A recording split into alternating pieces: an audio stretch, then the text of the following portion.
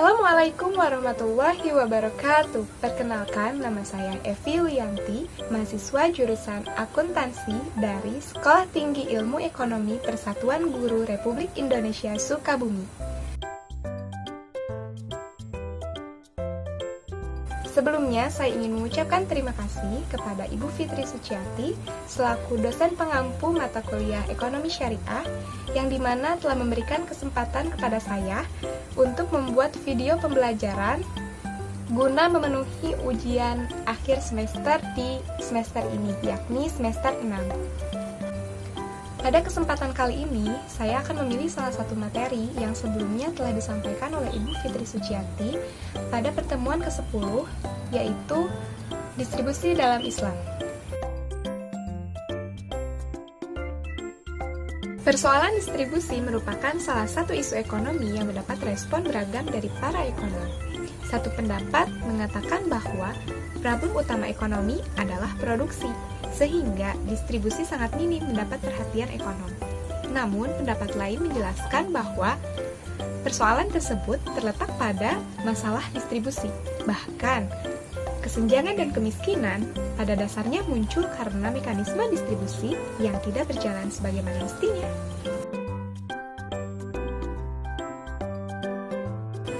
Distribusi atau dulah secara bahasa berarti perpindahan dari satu tempat ke tempat yang lain atau sebutan untuk benda yang diputar oleh suatu kaum.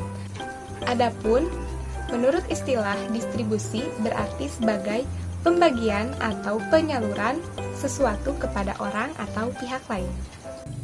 Muhammad An-Nazarko mengemukakan bahwa distribusi adalah suatu transfer pendapatan kekayaan antara individu dengan cara pertukaran melalui pasar atau dengan cara lain seperti warisan, sedekah, wakaf, dan zakat.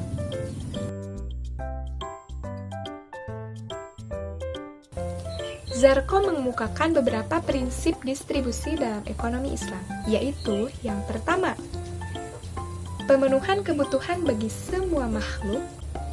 Yang kedua, menimbulkan efek positif bagi pemberi.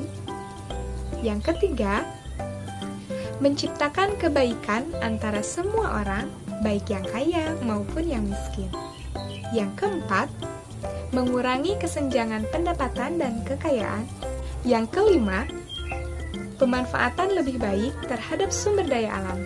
Dan yang terakhir, yang keenam, memberikan harapan bagi orang lain melalui pemberian.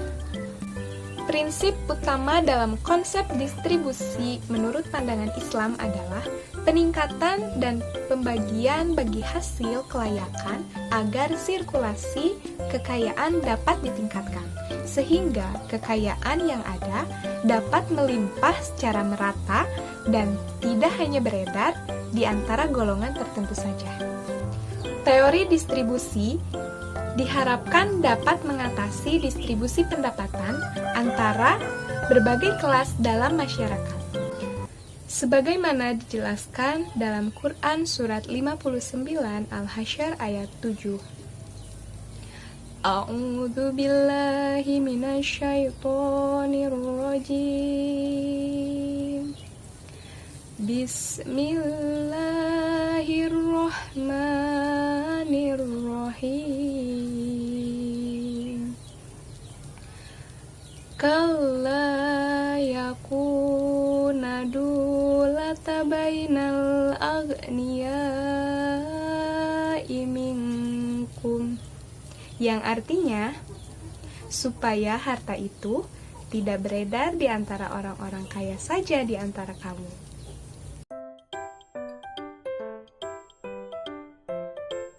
Sektor-sektor distribusi pendapatan. Di antaranya ada distribusi pendapatan sektor rumah tangga. Distribusi pendapatan sektor rumah tangga ini tidak terlepas dari sodakoh.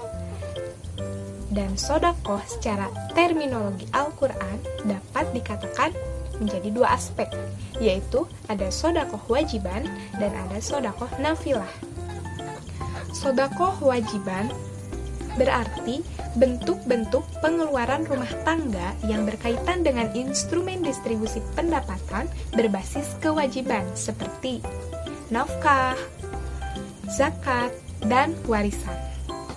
Sodakoh nafilah merupakan kebalikan dari sodakoh wajiban, berarti bentuk-bentuk pengeluaran rumah tangga yang berkaitan dengan instrumen distribusi pendapatan berbasis amalan sunnah, seperti infak, akikah, dan wakaf.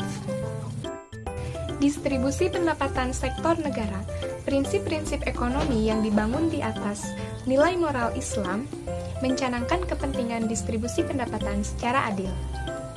Negara wajib bekerja untuk meningkatkan kesejahteraan materi bagi lingkungan sosial maupun individu, dengan memaksimalkan pemanfaatan atas sumber daya yang tersedia.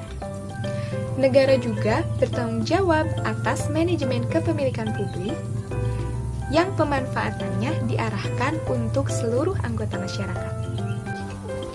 Ajaran Islam memberikan otoritas kepada pemerintah dalam mengatur pendapatan dan pengeluaran negara.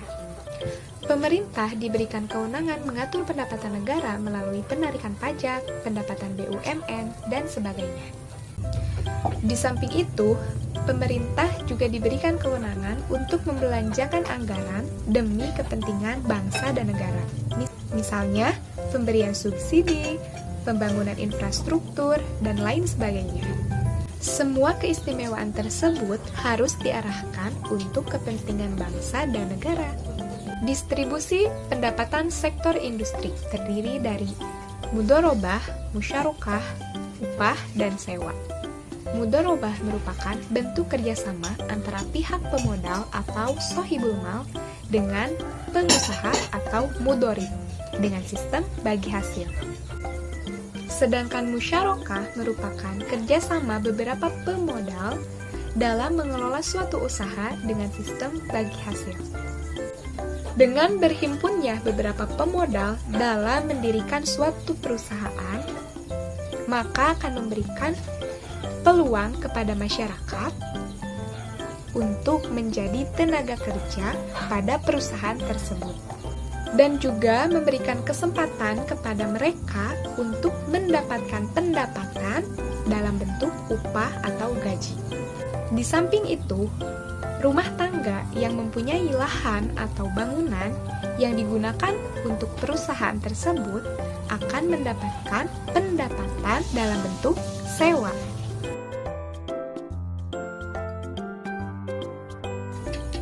Tujuan distribusi pendapatan dalam Islam, yang pertama sebagai sarana dakwah. Dapat kita lihat dari salah satu pendistribusian pendapatan, yaitu dalam penyaluran zakat. Misalnya penyaluran zakat terhadap mu'alaf memiliki tujuan berdakwah untuk orang kafir yang diharapkan keislamannya dan mencegah keburukannya, atau bagi orang Islam yang diharapkan bertambah kuat iman dan keislamannya. Begitu juga terhadap para muzaki, dengan menyerahkan sebagian hartanya karena Allah Ta'ala, berarti mereka meneguhkan jiwa mereka kepada iman dan ibadah. Tujuan selanjutnya yaitu sebagai sarana pendidikan. Pendidikan dalam distribusi pendapatan sesuai dengan perspektif ekonomi Islam, yaitu pendidikan akhlak al-karimah, seperti suka memberi, berderma, dan mengutamakan kepentingan orang lain, serta mensucikan diri dari akhlak al-majmumah, seperti pelit, kikir, dan mementingkan diri sendiri.